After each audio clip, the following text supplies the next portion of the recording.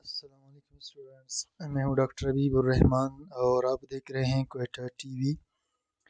Students, आज S&P block elements में हम डिस्कस करेंगे लेक्चर नंबर 46 को।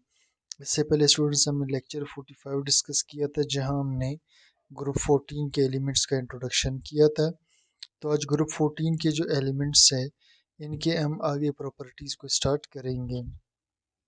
तो पहला प्रॉपर्टी जो हम पढ़ेंगे इसमें स्टूडेंट्स फिजिकल प्रॉपर्टीज़ के अंदर trends in melting and boiling points of group 14 A elements. ठीक है, तो पहले हम इनके मेल्टिंग और बॉइलिंग पॉइंट के ट्रेंड को डिस्कस करेंगे। तो चलिए जी स्टार्ट करते हैं। The melting and boiling points of group 14 elements decrease down the group. सबसे पहले स्टूडेंट्स मैं आपको बता दूं कि ग्रुप 14 के जो एलिमेंट्स है उससे मुराद है क्या। ठीक है, यानी कौन से एलिमेंट्स से। तो जी इसके अंदर आता है ग्रुप 14 के अंदर कार्बन, सिलिकॉन, जर्मेनियम, टिन और लेड। हम इनकी बात कर रहे हैं। ठीक है, melting and boiling points of group 14 elements decrease down the group. इनका मेल्टिंग और बॉइलिंग पॉइंट नीचे की तरफ कम होता है। क्यों? This is due to increase in atomic size. उसकी वजह यह है कि नीचे की जानिब इनके एटॉमिक साइज बढ़ जाता है and decrease in their atomic forces. और इसके अंदर जो इंटर एटॉमिक फोर्सेस यानी अपने एटमों के बीच कशिश जो है कमज़ोर हो जाती है बड़ा साइज होने की वजह से। मिसाल के तौर पर स्टूडेंट्स यहाँ पर मैं बना लेता हूँ, जिसमें पहला कार्बन है, उसके बाद सिलिकॉन है, फिर उसके बाद जर्मेनियम है, फिर उसके बाद टिन है और उसके बाद लेड है। ठीक है, अब लेड से कार्बन का साइज इतना है। ठीक है, उसके मुकाबले में सिलिकॉन का साइज थोड़ा सा बड़ा है, उसके मुकाबले में जर्मेनियम का साइज थोड़ा सा और बड़ा है, उसके मुकाबले में टिन का साइज इन सब से थोड़ा सा बड़ा है और उसके बाद जो लेड का साइज है वो इन सब में बड़ा है। तो स्टूडेंट्स जितना साइज एटम का बढ़ता जाएगा तो उसके एटमों के दरमियान जो है कशिश भी कम होता चला जाएगा, जिसकी वजह से उसका मेल्टिंग बॉइलिंग पॉइंट भी क्या होगा, कम हो जाएगा। ठीक, अब स्टूडेंट्स हम थोड़ा सा इसमें डिस्कस कर लेते हैं कि इनका मेल्टिंग बॉइलिंग पॉइंट कितना कितना है। अब सबसे पहले स्टूडेंट्स मैं बात करता हूँ मेल्टिंग पॉइंट की। ठीक है, सबसे पहले बात करूँगा किसकी, मेल्टिंग पॉइंट की। तो कार्बन का जो स्टूडेंट्स मेल्टिंग पॉइंट है वो है 3550 डिग्री सेंटीग्रेड। इतना, यानी बहुत ज़्यादा हीट पर ये जा कर के मेल्ट हो जाएगा। उसके मुकाबले में स्टूडेंट सिलिकॉन का जो मेल्टिंग पॉइंट है वो है 1420 डिग्री सेंटीग्रेड। इसी तरह जर्मेनियम पे हम आ जाएं तो इसका है 945 डिग्री सेंटीग्रेड। इसी तरह नीचे और कम होकर के 232 डिग्री सेंटीग्रेड और लेड का फिर जो है 327 डिग्री सेंटीग्रेड है। ठीक है, अब लेड में स्टूडेंट्स और टिन में, इस दोनों के अंदर थोड़ा सा आप देख रहे हैं कि जी यानी लेड की तरफ आते हुए कम होने की बजाय वापस ज़्यादा हो गया।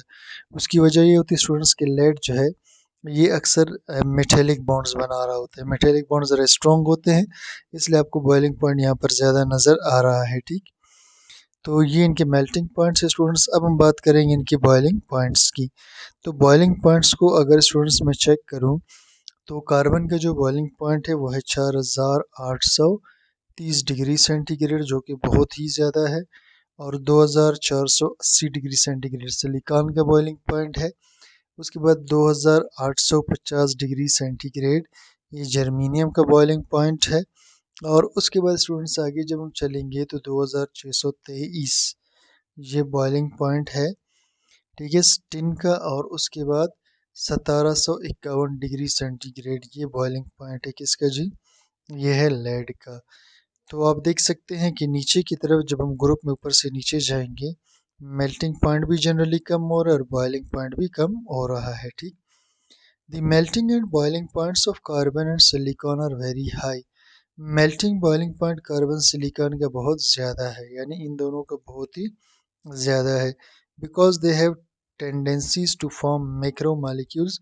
उसकी वजह क्या है कि ये बड़े बड़े मालिक्यूल्स बना सकते हैं। ठीक है, अब नेक्स्ट पे चलते हैं स्टूडेंट्स, एक और टॉपिक छोटा सा टच करते हैं, trends from non metal to metal. यानी स्टूडेंट्स हम जब इस ग्रुप को लिखते हैं कार्बन, सिलिकॉन, जर्मेनियम, टिन और लेड, सही। इसमें स्टूडेंट्स कार्बन जो है और सिलिकॉन, ये दोनों नॉन मेटल्स हैं। ठीक, ये दोनों बिल्कुल नॉन मेटल्स हैं। जर्मीनियम पे जब हम आते हैं तो ये मेटलॉइड होता है। मेटलॉइड का मतलब है कि इसमें कुछ मेटल और कुछ नॉन मेटल की प्रॉपर्टीज, जबकि नीचे वाले दोनों फिर क्या है जी, मेटल्स हैं। सही, तो इसे हम क्या कहेंगे, इसे इस प्रॉपर्टी को हम कहेंगे trend from non metal to metal, यानी नॉन मेटल से आगे जाकर क्या बन गया, metal. Metallic character increases down the group, metallic character नीचे की जानिब बढ़ रहा है। कार्बन एंड सिलिकॉन और नॉन मेटल्स, ये दोनों नॉन मेटल्स हैं। जर्मीनियम इज सेमी मेटल और ये सेमी मेटल है। Tin and lead are metals और ये दोनों मेटल्स हैं। The electrical properties of silicon और similar to that of semi metals. अलबत्ता स्टूडेंट्स, इसमें जो सिलिकॉन है ये तो सेमी मेटल, हाफ मेटल के तौर पर भी काम करता है हाई टेम्परेचर्स पर। अब स्टूडेंट्स यहाँ पर बात आती है कि ये क्यों मेटल से आगे नॉन मेटल से आगे जाकर मेटल्स बन गए। ठीक है, तो स्टूडेंट्स इसकी वजह ये होती है कि जो हम इस ग्रुप में ऊपर से नीचे की जानिब जाएंगे साइज बढ़ेगा, और जब साइज बढ़ेगा तो एटम में इलेक्ट्रॉन लेने के बजाय इलेक्ट्रॉन रिमूव करने की, इलेक्ट्रॉन देने की सलाहियत बढ़ जाती है। और जिस चीज़ में इलेक्ट्रॉन देने की सलाहियत हो स्टूडेंट्स, तो उसको हम कहते हैं मेटल। यानी ये वाले इलेक्ट्रॉन देने के बजाय शेयरिंग करते हैं और ये नीचे वाले इलेक्ट्रॉन देते हैं, तो ये दोनों मेटल्स है और ये वजह इसकी साइज़ बड़ा होना। ठीक है, क्योंकि बड़े साइज़ का एटम अपने इलेक्ट्रॉनों को पकड़ के मजबूत नहीं रख सकता, वो निकल जाते हैं तो वो मेटल हो जाता है। स्टूडेंट्स, आज का हमारा लेक्चर था जिसमें हमने पढ़ा, ठीक है, trends in melting boiling points, और उसके अलावा हमने metal to non metal trend को पढ़ा। स्टूडेंट्स, आपसे रिक्वेस्ट है कि चैनल को ज़रूर सब्सक्राइब कीजिएगा और वीडियोस को लाइक और दोस्तों के साथ शेयर ज़रूर कीजिएगा ताकि हमारी हौसला अफजाई हो और आपके लिए वीडियोस बना सके। Thank you for